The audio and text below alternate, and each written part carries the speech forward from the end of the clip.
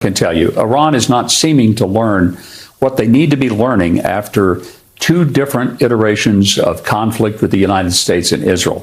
You know, there's an old saying, the beatings will continue until morale improves. And sometimes I'm wondering, how many beatings will Iran take before they realize it's time to improve not just their morale, but their morality?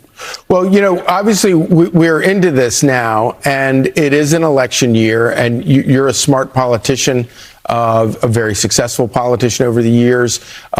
You do have a problem here domestically because it's not a particularly popular operation. But at this point, it's become very important whether you believe in removing the capability of Iran, or at this point, opening up the Strait of Hormuz. Put your political hat on. How do you see things playing out from here? I think the important thing is to communicate to the American people why this matters to them. I mean, most Americans are thinking, this is halfway around the world. What does it have to do with me? Well, it has to do with you in a lot of reasons. First of all, fuel prices are going to be affected by the global energy market. And if the Iranians are able to block the Strait of Hormuz, they change the dynamics of the energy market. That means prices go up. It means alignments change. That's dangerous. But the big reason is because Iran has been threatening us for 47 and a half years, telling us they're going to kill us, telling us they can't wait till the moment they get a nuclear weapon so they can use it against the U.S. They already have their proxies moved into 12 Western Hemisphere countries. Hezbollah is all over the Western Hemisphere.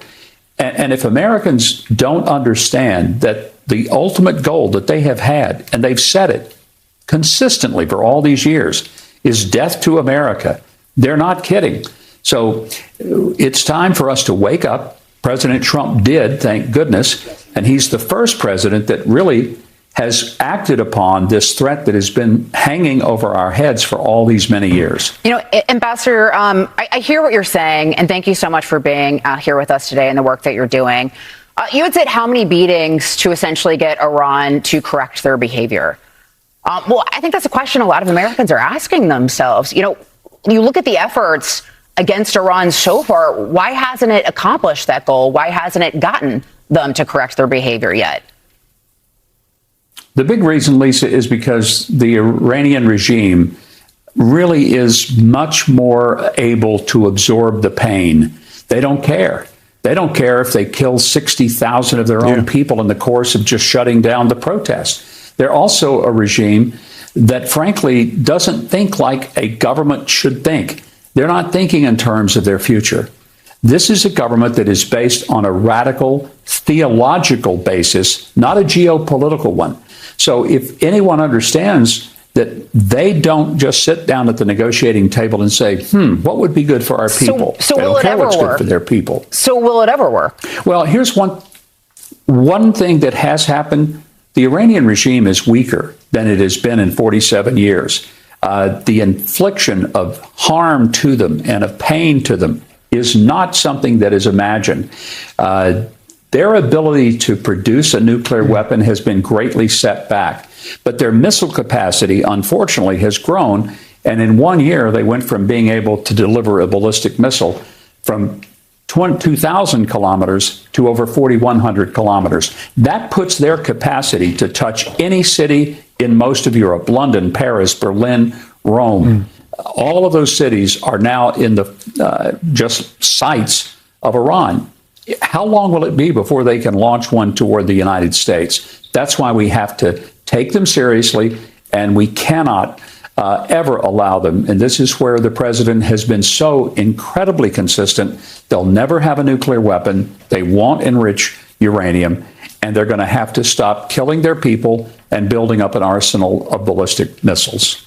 Yeah, speaking of missiles, Mr. Ambassador, let me ask you about this. The Pentagon intends to conduct the first test of its space-based Golden Dome program by year's end. What can you tell us about that? Well, first of all, I think it's a great vision that President Trump has had. He's been talking about the Golden Dome for quite some time. It's going to be different, but yet still in the same basic defensive posture that Israel has had with Iron Dome, David's Sling, the Arrow 3, Many of these are collaborations between the U.S. and Israel. The U.S. recognizes that the ultimate long-term futuristic threat that we face is perhaps in the types of missiles that I've been running from ever since I've been here. I've been in the shelter more times than I'd like to tell you. I've heard the explosions overhead, but it's a successful program here. 92% of all the incoming ballistic missiles were intercepted. Those that weren't did minimal damage in 6.5 weeks of war. And it's because they realized that somebody is pointing at them. The United States, under President Trump, is quite smart in recognizing we got folks pointing weapons at us, and they can't wait to use them. We have to be in a defensive posture where they can't.